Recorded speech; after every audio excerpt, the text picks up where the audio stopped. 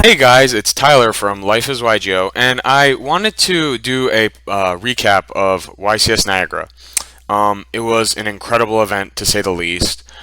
Um, Only comments would probably be, as everybody knows, the pre-reg was terrible. The venue only fit like 800 people, a little bit north of that, and that kind of made it very difficult because a lot of people didn't make it. I think it was something like 300 or 400 people waited outside in line, um, outside the registration, and only maybe like 20 of the people who were there got it via a raffle, got into the tournament.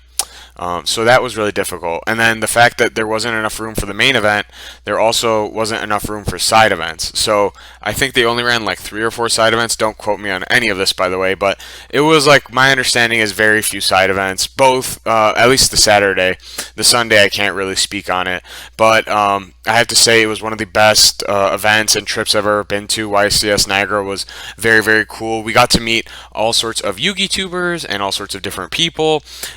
We went and played putt-putt, and we got drinks and dinner, and we had a ton of fun with a ton of people that I had never met before, all sharing the same passion that we have for Yu-Gi-Oh! That was really, really cool. Day one, I kind of, played, and I did okay at first. I started off, I think, 2-0, but quickly after that, I realized how unprepared I was for that event. I got mollywopped. Couple rounds after that. By round 6 or 7, I was maybe 8, whatever it was. I was out, X3, and there was no shot for me to top or make day two. Still, very fun event to play. Very interesting format. I was playing Sky Striker with Mystic Mine, which. As most people probably know, if you're actually like prepared for Mystic Mine, you more than likely won't lose to it. And almost everybody was prepared for it after the YCS in Brazil. And that was actually kind of cool. I was okay with that because I'm not like a mind truther or anything like that. But I do think it's like a fun deck, and I do love Sky Striker, even though I don't know if I'm going to be playing it for future events because I got my invite with it twice, and I'm kind of ready to move on. Decks can get stale, but so did that, and then Saturday night we kind of went out with more friends that we made. And we went go karting, and we went and got food, barbecue, and that sort of thing. And it was just a really fun event overall. As everybody knows, my only critique is next time get it somewhere like YCS Toronto where you can have a massive amount of room. I think this was also the largest event in Canada ever, and so now people are realizing that people are willing to come across the border to play. I mean, I don't know how many European players I saw. I saw all sorts of European players there, all sorts of people from different countries. It was really, really cool.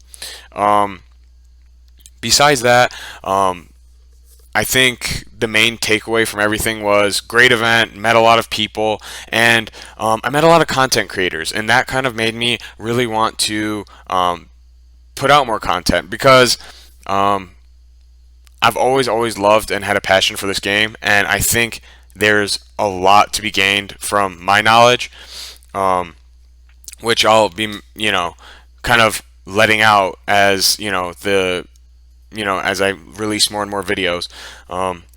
My big thing is the pyramid of value, pyramid of trades. How I trade. TCG player, as you can see on this screen, is a big part of that. Um, when it comes to like how I sell and buy and trade, this is the bread and butter. I don't really use eBay. eBay tends to be a lot more expensive with all the cards, and that's not always the case. Sometimes you get lucky and whatever, but for the most part, this is your bread and butter. And then usually, like, yeah, so you want something lower than whatever's on the lowest on here. Um, and so I'm gonna, in the next couple of videos, show you guys what I do, and then how I see